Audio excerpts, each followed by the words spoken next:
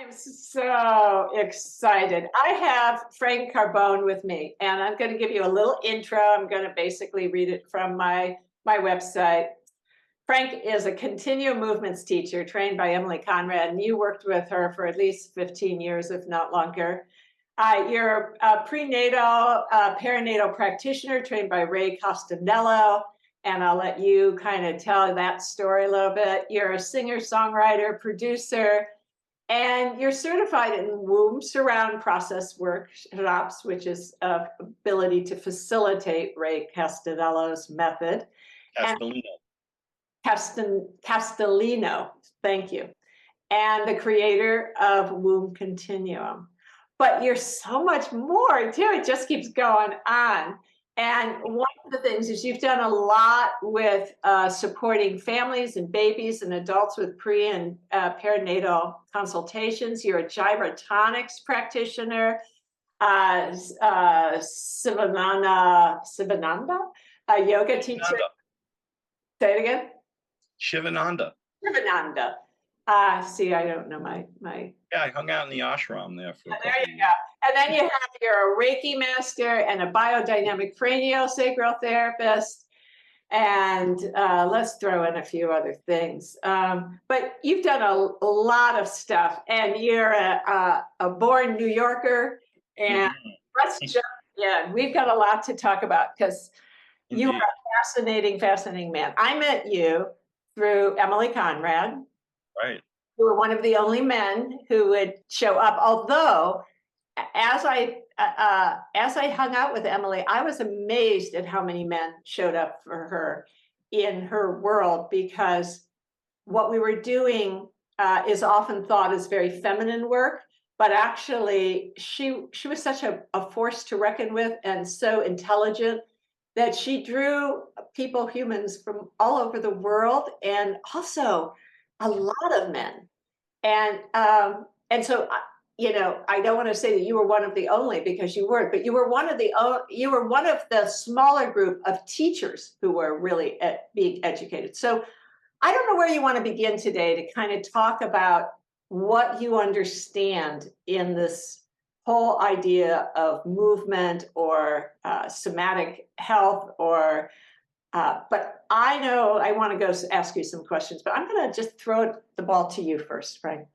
Well, we're acknowledging Emilie here, and so to say, in my journey early on with her, there wasn't a lot of men, and it was an interesting thing where I would find myself in big groups of women and be the only man there at times. I mean, it was very interesting.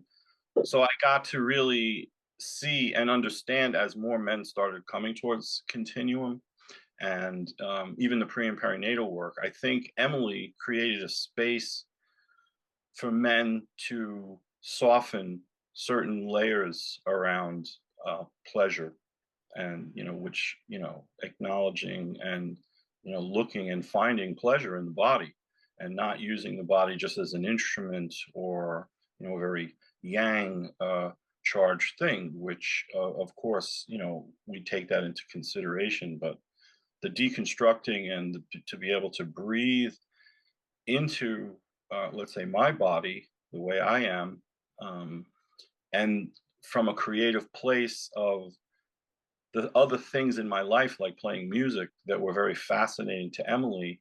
And she would debrief my music, and certain songs were her favorites, and so the essence of creativity is a big wave of where I like to hang out. Absolutely. And she was a creative soul. And I think one of the things that brings us both into this conversation in a different way is that I am not a therapist. And although you've become a therapist through various places, we both come from the creative. And to me, Emilie was a creative human being. And her juice was the innovation of the organism and of creativity and showing up here, and not how do we dissolve the insistence on homeostasis and keeping things the same and objectifying and solidifying. And I find myself unique in that dynamic, as I see you unique in that dynamic, because creativity is really the essence of what we're both kind of fostering, I would say. Would you agree with that? Yeah, I do agree with that. I mean, it is my primary intention to always fill my days from a creative place. The creation of a new day creates a new sequence of events in one day. Like we're in this event right now at, it's almost 12 o'clock here in New York. And we're in the sequence of, not the beginning of our day. We're moving towards the middle of our day. And there's so much creativity and juice happening. And I can feel the excitement when we sit together because we're creative people. All the things we know and from the left side of my brain that I've taken on and learned only have happened because I approached it from a creative place. I mean, I had to step back and be able to find a new entry point other than, just read and that type of work. So Right. coming to Continuum and then being very interested in creativity of embryology. Yeah, so let's go into that. Ray Castellino, was that the first conversation with around embryology? Like, how did you all, evolve into, why is embryology something that enticed you? Well, when I was doing my early work with Emilie, and I came upon her work through gyrotonic. Actually, I Oh, was wow. in I was in a Miami training in Miami. Somebody had just come back from a depths retreat with Emilie and Susan Harper, Right, and she was moving so slow that nobody wanted to work with her. right. So it was like, okay, pick a partner. People started running. It was like a cartoon. Yeah. And it was just me and her left standing there because, I'm not running around anywhere. So I Uh-huh. said, "Oh, I guess it's me and you." And I got fascinated by um, What a partner that. slow. Yeah, she was going really slow, and that was fine for me. It was really cool. And it was at some point I was doing something. I made a sound that she thought was a blur. And she says, "Have you ever done Continuum before?" I says, "Oh, isn't that the woman that does the stuff with the fish?" I used to think because Emilie was on the cover. I have the yoga journal in 1987. Oh, I wow. have it. Oh, wow. You Yeah, have to show it to me sometime. Not I now. have it. I mean, it's Okay. right here. Oh, good. Good. I want to see this. I was in there Okay. 99, but oh my gosh, I've never seen that. So this is no November 1987. Thank And you. I have a few copies, and I framed this one because it's in perfect condition. Oh, And her thing dance. is called "Dancing in the Dark." It's a Bruce Springsteen song. It's an interesting thing. So Oh, that was my only knowledge of her. I love the synchronicities of things. Yeah, the synchronicity. So I mean, that led me to um, going to, I think I did 13 or 14 workshops with her the first year. I just kept traveling. All the money I had put together by teaching gyrotonic, I spent like traveling around. I was like a groupie, you Oh, know. yeah. So, And I would hear Ray's name in ah, her circles. okay. So I kept hearing Ray Castellino, Ray Castellino. And then I assisted a continuum workshop with Emilie up in Omega, the Omega Institute in upstate New York. And there was a woman there that never did continuum before. And I started working with her in the afternoon. I was just teaching her a little stuff. And then I came back to Manhattan and I was in a gyrotonic session and I walked past her. She says, "Oh my God, you're the continuum teacher." I says, "Yeah, you do gyrotonic?" I says, "Well, I merged gyrotonic with continuum. That's what I was doing with gyro when I first came into continuum." And she turned me on to Ray. We were in sessions doing continuum with gyrotonic. So we were going totally outside the lines. Gyrotonic is, real dancer, all proper, and then, we're coming in with, and making sound and people are looking at us like, what the hell are you doing over there? It's like really funny. I actually got clients because Your of it. lines all of a sudden. Yeah. The lines of Yeah. And so meeting her, and so one day she's like, "You have to meet this guy, Ray Castellino. He's out in California and he does womb surrounds." I go, "Womb surrounds?" Meaning like, my mind went real like meaning like you can go right back into the womb and like recreate yourself? And she's like, well, it's something like you can reapproach your birth in a different way and blah, blah, blah, blah. So, I mean, 2 weeks after that, I was in a womb surround with Ray in upstate New York. He just happened to be coming to town. course. And Synchronicities, yes. yeah, and that's the whole idea of womb continuum really came because I was sitting on a back jack for so long, listening and fascinated by his tempo was so slow. I mean, Mm. he was moving and talking that we were able to metabolize every word. I was like, wow, this is fascinating. I don't know what this is yet, but I'm like, this would be better with continuum because we're sitting so much, just so much of being in one shape in a back jack. I was moving around and I get fidgety and he's offering to lay down and I lay down and this and that. And I just kept thinking, oh man, I would love to get into some continuum here. And the words womb continuum, like lightning came into my body, into my presence. And I've been surfing that wave ever since. I mean, it was just an idea that now is making a lot of sense, and I'm facilitating womb surrounds with continuum. It makes total sense because that's how we came into being in the first place. Exactly. It just was like, yeah, And thinking about it or listening, I mean, sound was so important, but I can yeah, see that womb continuum is a beautiful blend of the two, as so many systems can be yeah, in with going into this micro movement, these primal gestures that we don't orchestrate them. They move us. So I asked you, was there a question that you wanted to be asked when you're interviewed that nobody asked? And you started to go in to a conversation around sound. And I want you to pick that thread up if you can and say more about that.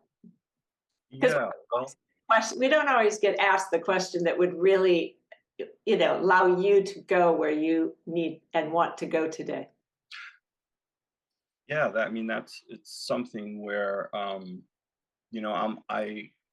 today I'm on this thing of like the movement of sound, Mm. the movement of sound.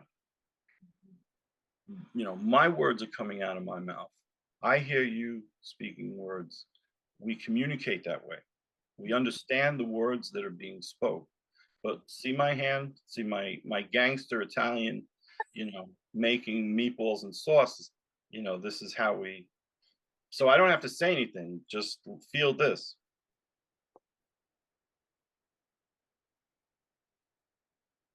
You know, there's a lot of movement there. If you slow things down, you slow this down. I'm making this movement, and there's sound inside that movement. So there's the movement and then the movement of the sound. So it's multi-layered, just like, my hand or body, right? Skin, bones, muscle, water, you know. Today, cytoplasm, looking at the cell and the cytoplasm inside the cell, and all of the energetic body, and the gestures that we make, from a continuum standpoint, and then, just finding gestures, because if I move my hands quickly, I'm missing part of the movie of the sensuality that's non-sexual, but just being able to feel myself in a sensuous way, you know, Yes. In a living way. a living way, being a living life. Yeah, Eros, as I heard, Emilie was the first person I really heard her speak to Eros as not sex, but as life, as living. It's everything that's alive is Eros. It's the flow. Yeah. And when from my standpoint and my observation, being in a room, and we've been in rooms together with 30, 40 people in their continuum, and they're all in suspensions. It is like they're in the womb. They're like it's a very embryonic gesture. I mean, I used to sit there and be like, wow, this is almost too much at times. It was just so much life, and it was just coming on. And now it's very well grounded. I mean, finding Ray and really the way I've been able to look at sequencing, the sequence of movement, the 5 points of movement. Um, Yeah, tell us a little bit about that. so, from a very simple sequencing is there's before, like before the call, we were organizing to get here. Then we started the call, so that's the second part. Now we're somewhere around the middle, and then at some point we'll come to the end of the call, and then we'll go on to integrate after. Mhm. So the before and the after, kind of, it's a circle, Yeah. because as we finish this, we're going like this exit stage left to the next thing we're doing in our day. And Yeah. that's how time organizes itself. So, what's very interesting is us here in three-dimensional space, time, Mhm. and the acknowledgement and the creativity of us as a living process, Yes. and slowing down enough. We have to do is say, "Oh, let's slow down and really feel our hands," Mm. Mm. right? Mm. And then, we can get descriptive. They're warm, Mhm. maybe soft, and there's like lines on them. And I can use a pedicure, but I can feel the edges of my yeah, I can feel the edges of my nails, Yeah. and it's interesting to me, and it helps me like my diaphragm lets go a little bit. So that's the relevance of what we were talking about. Like, how does acknowledgement of embryology and being able to access all the way back bring us to a resource in the present moment? Well, it's Pleasure and a pleasure of being in the. right. So a pause and a downshift is a way to be in that. If I'm driving around and I get to, here in New York, stopping at a red light actually is pleasurable to me. Mhm. Because things slow down for a minute. And there's all this other stuff going on, and I'm like, wow, I'm here nested here as a cranial-sacral therapist in a place right here in Queens. But I'm teaching them about the embryo, and I'm teaching them about continuum and making sound and slowing down, because there's the nervous system, the social nervous system, post COVID, and I think we talked about this. I think Emily would have appreciated the COVID anatomy, the anatomy of the post COVID situation sequence that we've all been in.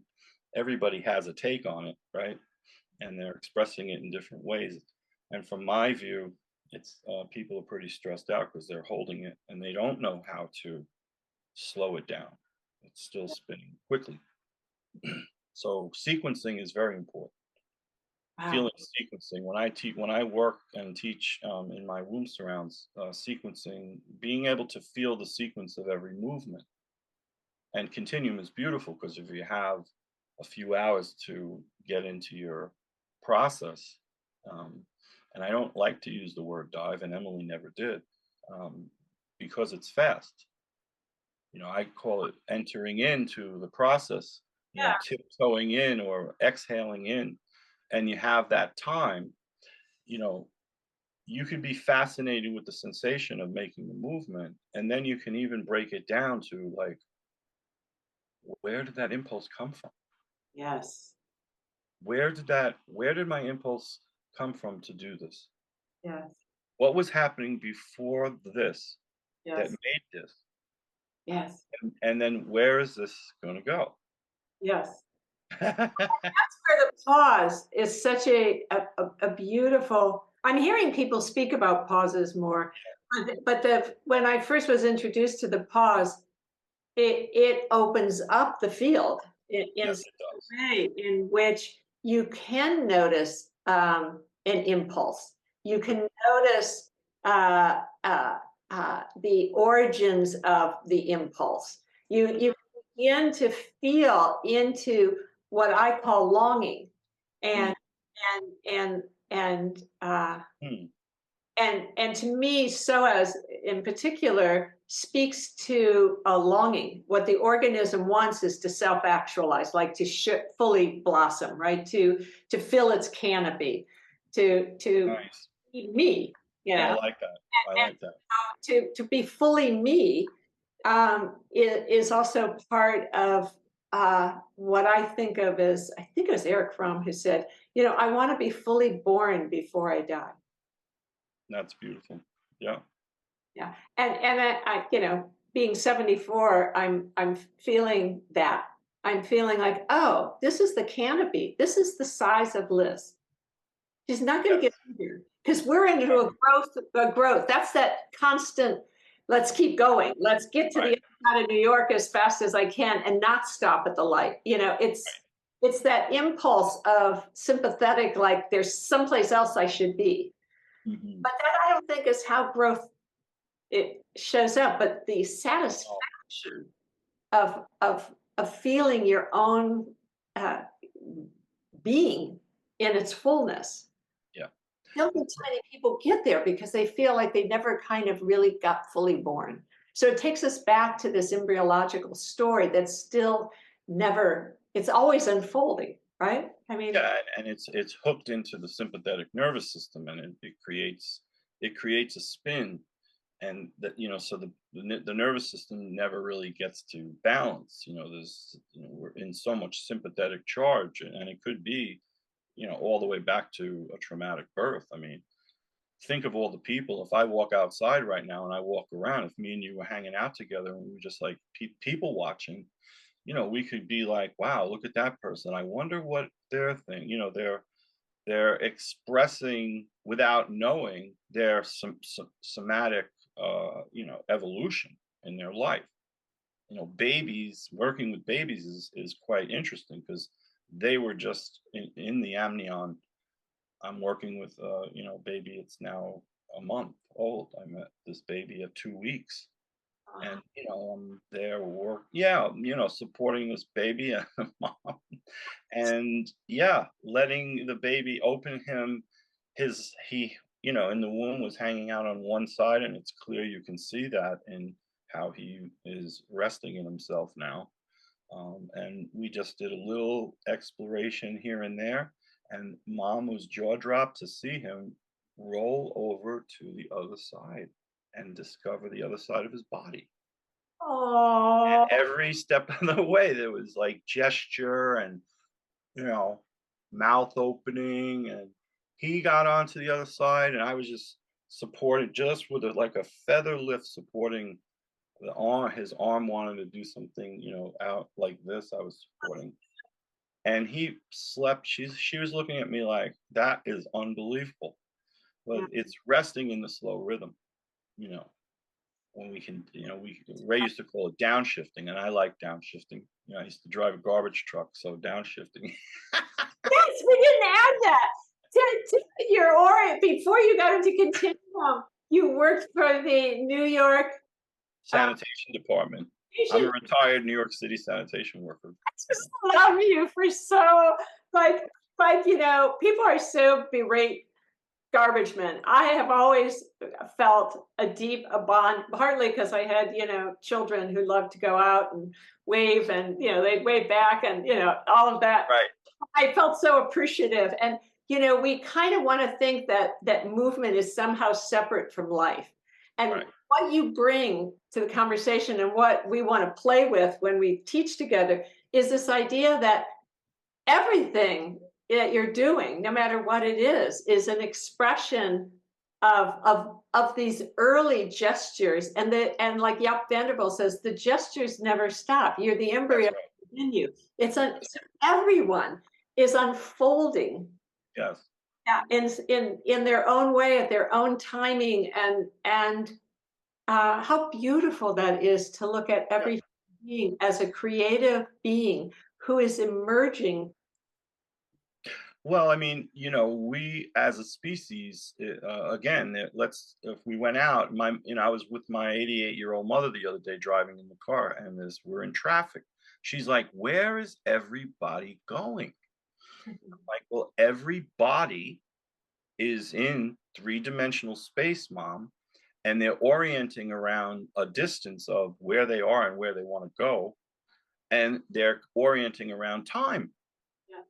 And they don't realize that just those three components are very alive when we're in the womb. We Mm, relate to that. mm, We're growing to be born. yes. There's, oh, it's 9 months. Oh, what's that line? It's a funny line in a song. Shake it, don't break it. Took your mama 9 months to make it. Like being a baby. But and we're still orienting around time. And with Emilie, she used to look at this, looking at time, the orientation to time, and going timeless. So having some time to go timeless, and you can do it even when you're in time. Let's say stopped at a light, you can pull over and pause for 5 minutes and change the spectrum of your day. I mean, or you can just keep going and lose your keys. And Yeah. how do we take all this creativity? And as we're getting older, I know I'm 58, and I'm certainly looking at where my body has been, where it is now, and where we're going to go with this. you know Well, I also think that the idea of time is based around light and electricity and electronics as it's evolved. So we've lost the rhythms of the earth, and Mhm. and that is detrimental to all living beings, including humans, because we're not machines. Right. And so we're also, the birth experience, for example, is based on a very fast timing and a very exact timing. Some babies take 10 months to grow. Some are completed that, like, we believe that there's this specificity of time that is That's actually not rhythm. And right. what you're really talking about, in the way I interpret it, is polyrhythms. And Polyrhythms. they're Yes, just polyrhythms. There's not one time. There's that's right. rhythms of time. And the mother's timing, and the life of the baby's timing, but who she's being attended to and by, timing, and the fears that are placed on if something doesn't happen in a specific time, that, Right. I think, drives the sympathetic nervous system in the developing fetus into, I would say, a kind of enculturation that's happening pre-birth Mhm. by the establishment of, I'm old enough to be the generation that was one of the first generations of hospital births. Mm. Okay. And the rhythm of timing at a home birth is the rhythm of nature. It's the That's rhythm right. when the time is right. Yeah, and if the support team is holding those rhythms, it gives space for mom and baby to be in the natural flow of birth. Yes. We orient around those rhythms, and we're missing the boat, so to speak, because we're going so fast.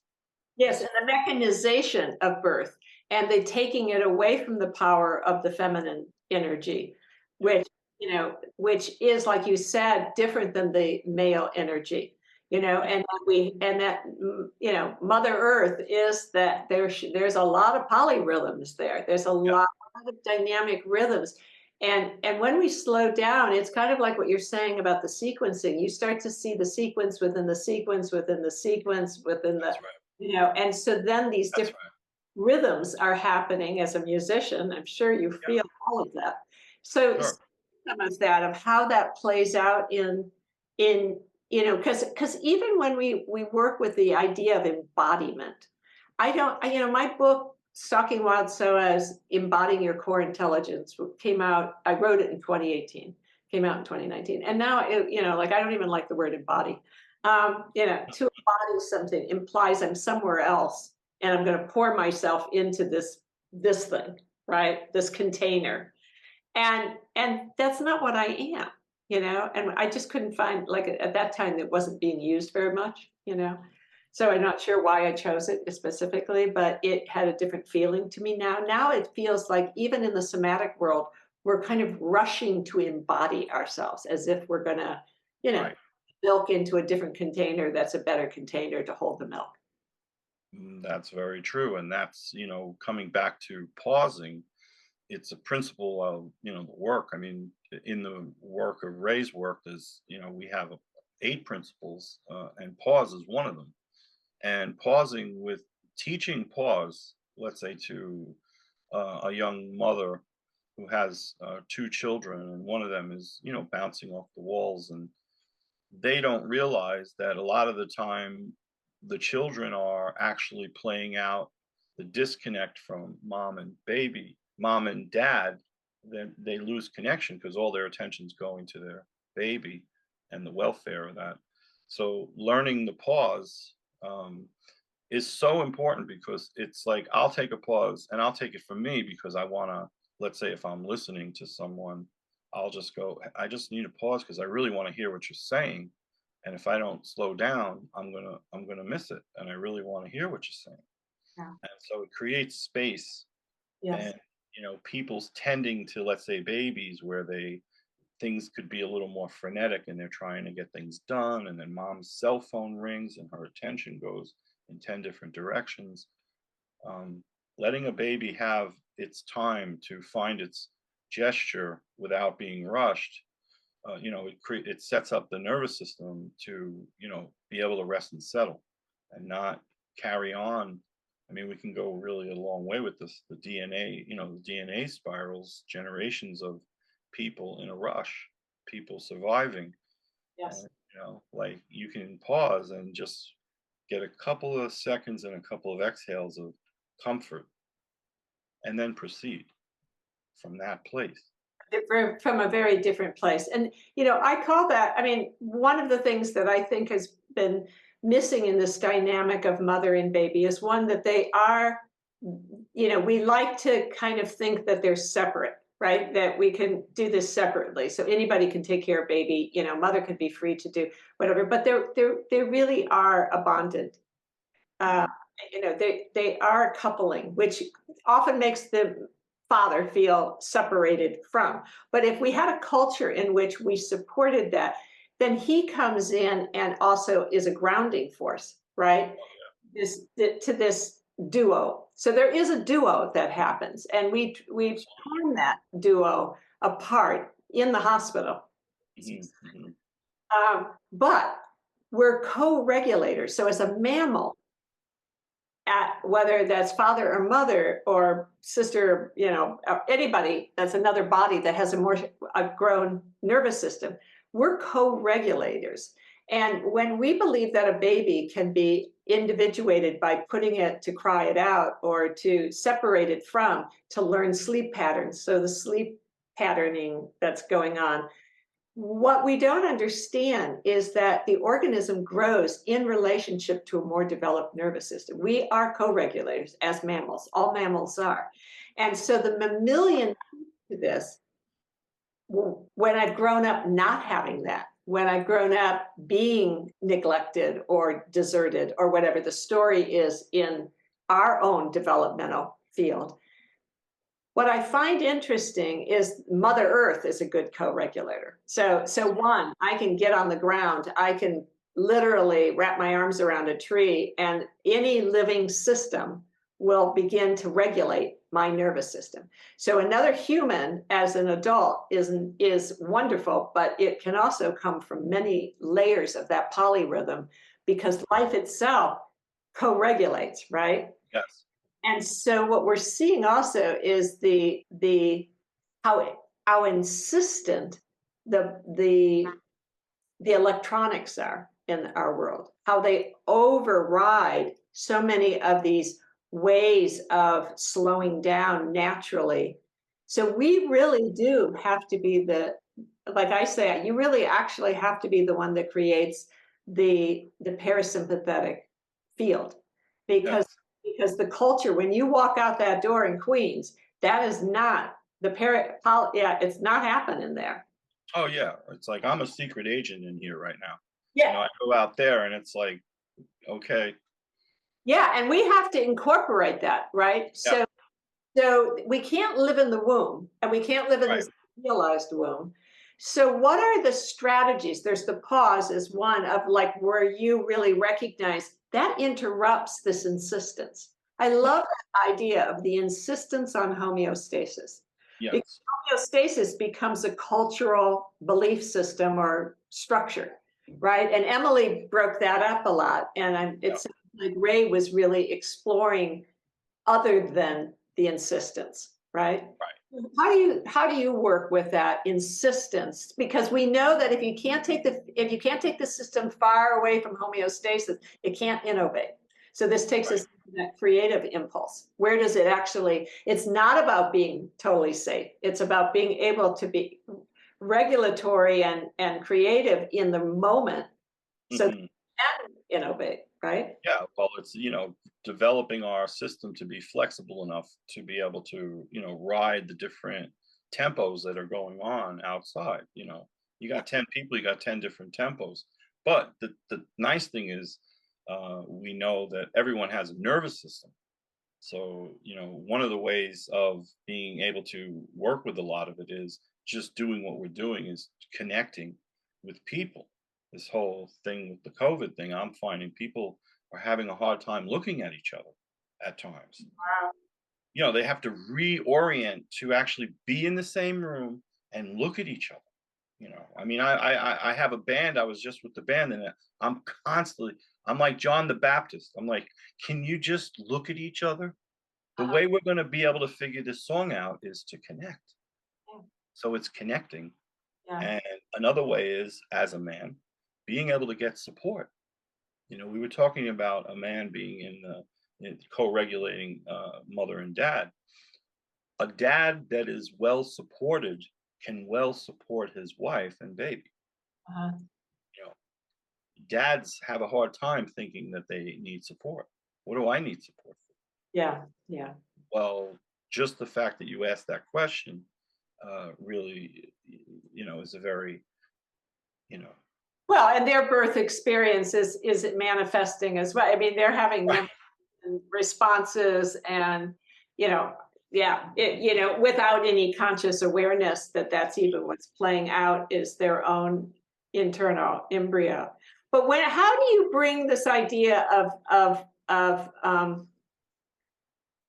yourself, like how do you play with insistence? Like, because what people say is, oh, I see this pattern, or oh, I do this, or I do that, or and I'm like, you don't have to correct that. You have to just go into the field, and right. as the field opens up, whatever it is you're trying to correct begins to dissolve. But how do you think about it? Well, I mean, if I'm sitting with someone and let's say they have something that they're in this insistence to a point where it's causing them pain, they have pain in their body, they're having a hard time being in a relationship or whatever, you know, finding what they actually want, because a lot of times you'll hear things that people are saying that they don't want. So I'll say to them, well, what do you want instead of that? What do you want instead of all this insistence? What else is there? I mean, it's a continuum thing. Like, okay, there's insistence, but can you feel what else is there? Can you slow down enough to feel your feet on the Mhm. floor? We were talking before, people are like, they're rushing home to meditate, so they can find out, what their purposes are. Why am I here? It's like Emily used to say, well, you have to find out if you're here. Then why you're here might become a little more, it might actually show its veil, Yeah, that is the slowing down. That is the turning towards and the opening the awareness from, the way I think of it is I'm turning my cortex, okay, this idea that I can focus or I can, we've been trained so much to be cortex oriented, a top down model on the human organism to control it, right? You're learned at a very early age to suppress your impulses, to think they're bad, to, eros is like, stop touching yourself. Yeah, like everything is like, so we're shutting the system down. When I turn that towards myself, there is a way of tending, what I call tending myself, that allows me to be both multi-layer in my observation. So I can witness in a way, and we talked about this, doing this in the workshop together, the common, like you said, the common things that you do that you don't even notice you do, but that they actually are part of a deeper sequencing or deeper expression, what I call primal gesture, or what's called primal gestures in embryology. And I started calling them primal expressions. So when I did that, I don't remember the moment it happened, but I was starting to allow myself to just move, kind of what you were allowing that baby to do, right? With maybe a little suggestion of a soft kind of deflated ball, or that's how I was able to interact with my body, was having something that had a little fluid to it, Yes. air in it. And in that, all of a sudden I would notice this constant need to curl in, right? Or, and then it was only when I started to track that did I start to feel the impulse of coming back out.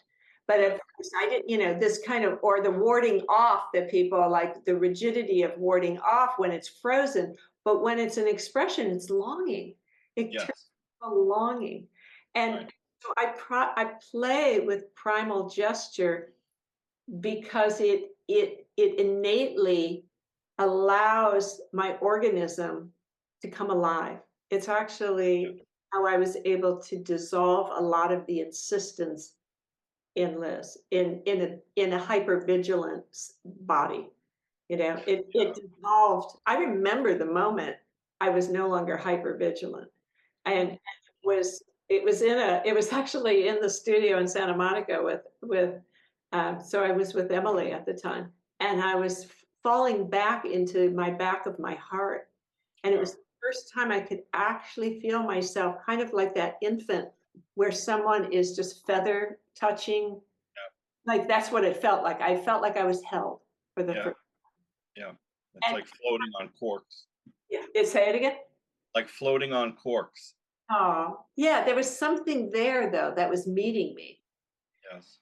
So within myself, there's the piece of how do I interact with the world?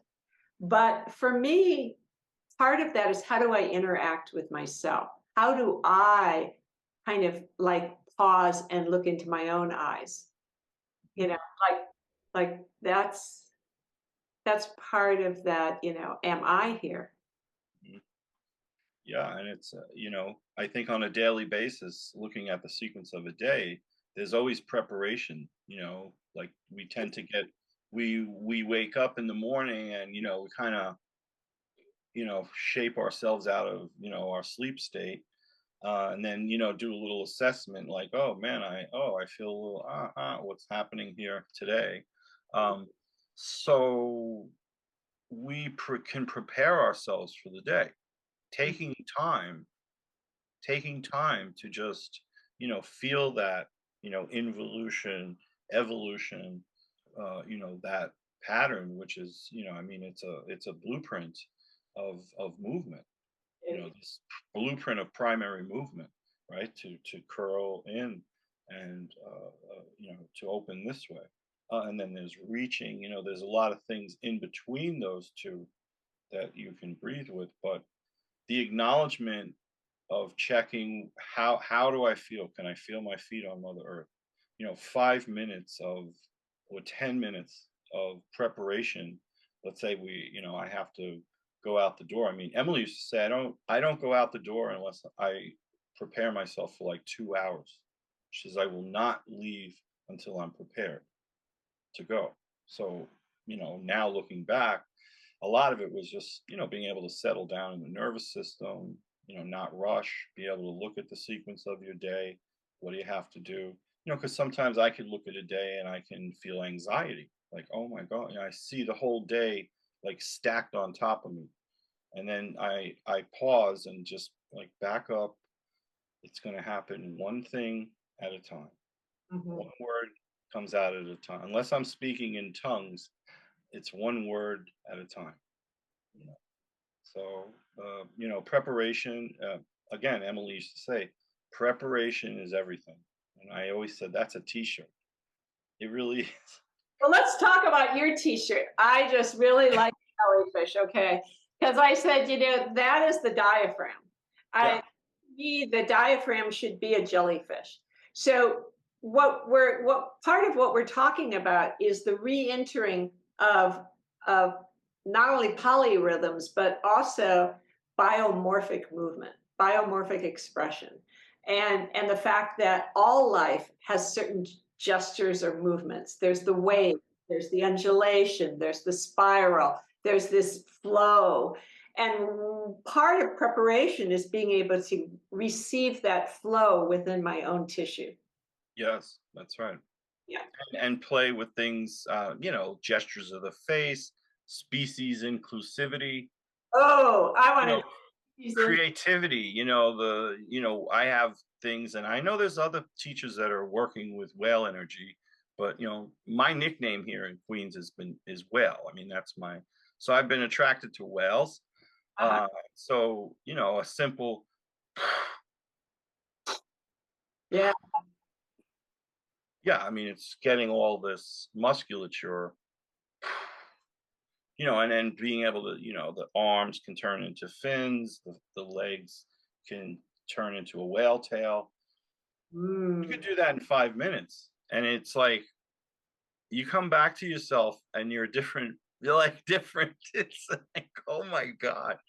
Everybody needs to know this, that we can kind of just like lose our skin every once in a while and go into different shapes and different gestures. The birds, we used to use the fwing, it's a wing and it's a fin at the same time, and Yeah. it's our arms.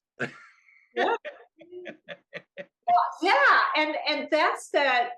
We're going to do a class on August 10th, which is on this idea of the shape of my movement. Yeah, Mhm. How yeah. exciting. I thought your side piece to it uh, was so beautiful in terms of exhaling the sound of inner wisdom.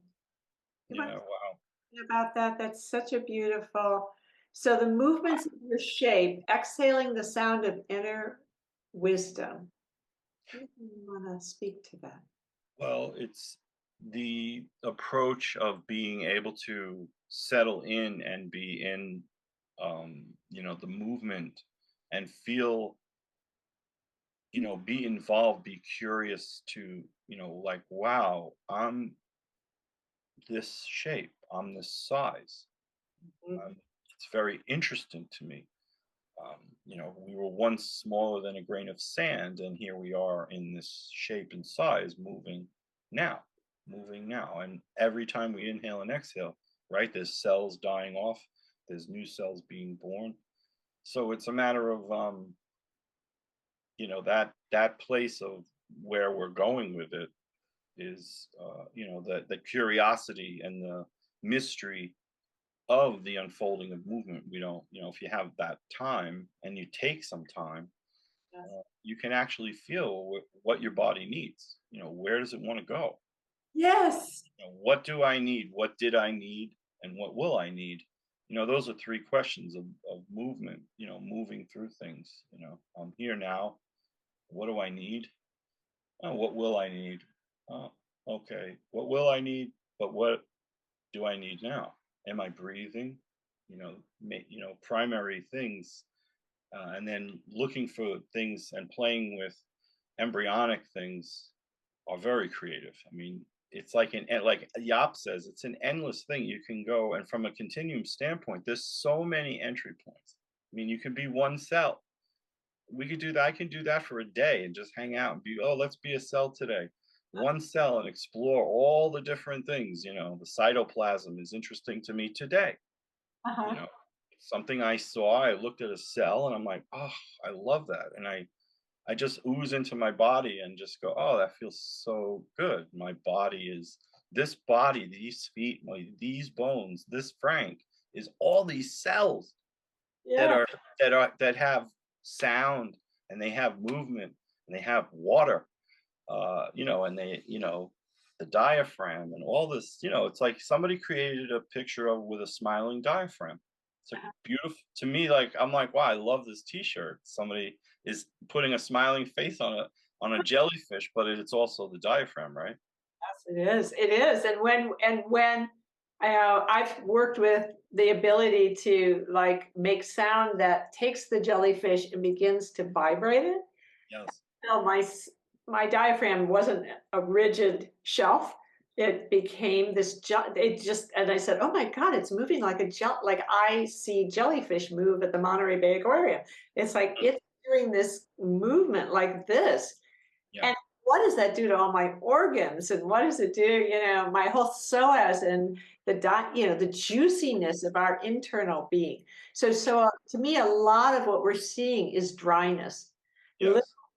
in the organism and staticness. And I think we see that as you bringing back to the COVID body, the ways, the strategies people came up with to survive or to feel safe or to, and whenever we've had a strategy, I think of it as it was life preserving, right? Like Yes. Right. and I was, and you're told, you better stop crying now, or I'll give you something to cry about.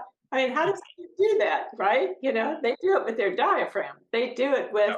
holding a breath. They do it with that stricture. And is it the best strategy? Not ultimately, but it worked in that moment. And Right. like you said, and then there's the next moment. And so why carry on these strategies that don't really serve me in this moment? Right. Yeah. And Yeah. so I mean, it's steadiness.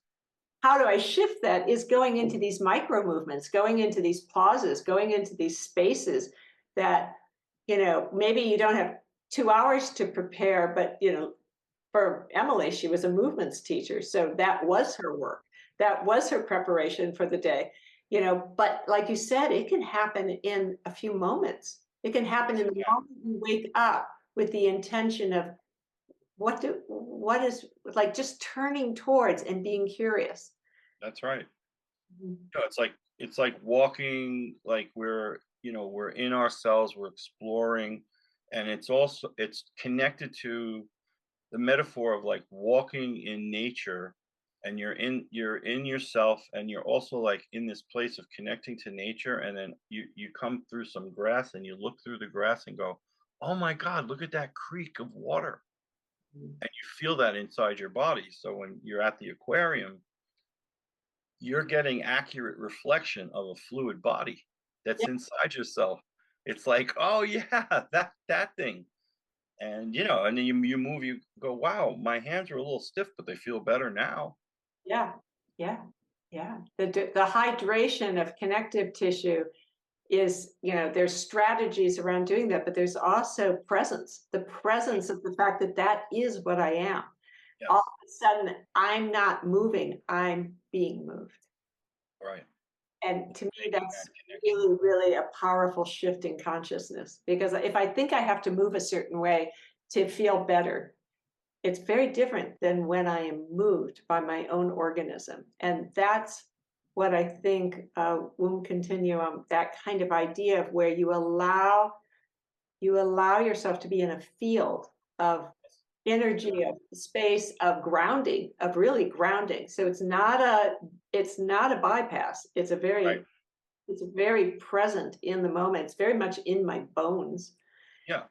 of and then so I have to be, I like working on the floor, for example. It's grounding. And for people whose nervous systems are Mm. really tenuous, I like to suggest some weight, like some sandbags or pillows or a weighted blanket, like literally get in your bones first, Yep. because then your organism will start to orient around this moment because I call it landing and locating. If you can't land and locate, it's hard to allow yourself to go into a fluid state of being in which you personally, Frank, start to dissolve into whatever life is, right? Right. There's an interconnectivity that's so much beyond our personal story. And yet, like you said, it's an incredible holding, it's a place of an energy that's definitely wants you to thrive. Oh, it's beautiful. I mean, it's amazing, from the wound continuum work. It's, I can take any embryology book, and I have a lot of them, and look at something and go, well, I went through that process, uh, and that looks pretty cool to play with today, and close the book and go, okay, I'm going to play with, the development of my umbilical cord. You can just, Wow. Oh, say a couple of things about the umbilical cord. I love this. The root, because that to me is the first longing.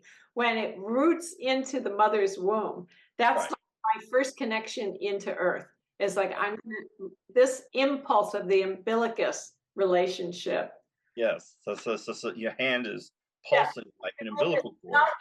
Divides, and when Yap described it to me, that it comes out, that the umbilicus and the placenta comes from me, comes from that cell, that it's not like something that's over there that I attach to, right? Right. I long Right. to show up here. Well, it's part of your body. It's part of, that whole movement of life, the tree of life, right? They're calling it all this. There it is. But, Yeah. our belly buttons are here, Yeah. and you can, just take poetic license of three-dimensional space and create an umbilical cord, Mm. and get into, juicy movement, while you're also connected to the fact that you're in your present day age. Mm. You can pendulate your awareness. You don't have to regress. You can be all of it. Well, Yeah. you pendulate your awareness. You pendulate. You're Like like, oh my God, this is so. I'm like a baby, and you hang out. You can hang out in that a little bit, but then it's like, oh yeah, and yeah. Oh, I gotta pay my bills tomorrow. And so you. exactly. I love it. It's not either or. Yeah, it's like, oh, it's 1 o'clock. Oh, this is great hanging out with Liz, feeling this embryological stuff, and oh, I have to pick my laundry up in about 3 hours. No, yeah, it's irrelevant, but it's the pendulation of where we put our attention. Also, I, it's okay to put my attention on womb continuum work, and then it's like, all right, let's pause that and go out, or play my guitar, or take a walk, or call, hey, let's have dinner, let's hang out, I need a hug. to me is the innovative piece. It's to be able to have what bringing Emilie back into the field here was what she called the what was it called? It's her range, the field, her range of like the field of her capacity. There's Yeah, a word for it, but that field of capacity where she could virtuoso, that idea yeah, of, the broadband virtuoso. yes, the broadband virtuoso. That's Yes. referring to. Yeah. Uh, yeah, like that ability to be this, but also to be that, and to be multi-directional, and like the octopus, like you can get really small and you can slither through something, but you can get big and you can, grab That's hold of the dark, and Yeah. like you can. It's not this one path. It's the Right. capacity for the being to really experience life. Yeah. And so, I mean, it's being able to feel our back, being able to feel our front, the Mhm. side body, all this, we're in all this. There's so much to explore. Yes, there There's is. so much to explore. I mean, it's the spiral, we can go on and on. We could just be like growing hair. We can sit here like in 10 years, like, wow, can you believe we're still on this Zoom call? Just Okay, that's the impulse to bring us to closure, because I know yes, you've got places to be, and so do I. So right. thank you so much. This was such fun. Do you have any last words that you want to speak to our? We're going to do this class. We're going to do it Yes, right. We're gonna from 10 to 12. That's Central Time, because that's how my computer's, my website's set up at this. mhm, So people want to come and join us. And then we're going to, in September, do a board day. So this is the long pause. This is right. the going deep. And I have Deeper exploration. it's what? the deeper exploration, Exploration, and we're going to come into it each day for about 4 hours. So that gives people time to really slow down. It gives people an opportunity to layer their experience and Hmm. their experience and be supported by their experience. And that's September 7th through the 10th. So each day, people have to arrange their life to spend 4 hours and then let that really deepen into the next. And we're going to play a lot because Oh yeah, we'll play fun to play with. cook up some fun things. We will. We'll stay juicy. But anything you want to close with? Just keep exhaling. Let's keep our DNA juicy, Yeah. and love each other and take this out and really love ourselves and support each other. Be in the living life. Be in the living life. Thank you, Frank. Much love to you. So much love.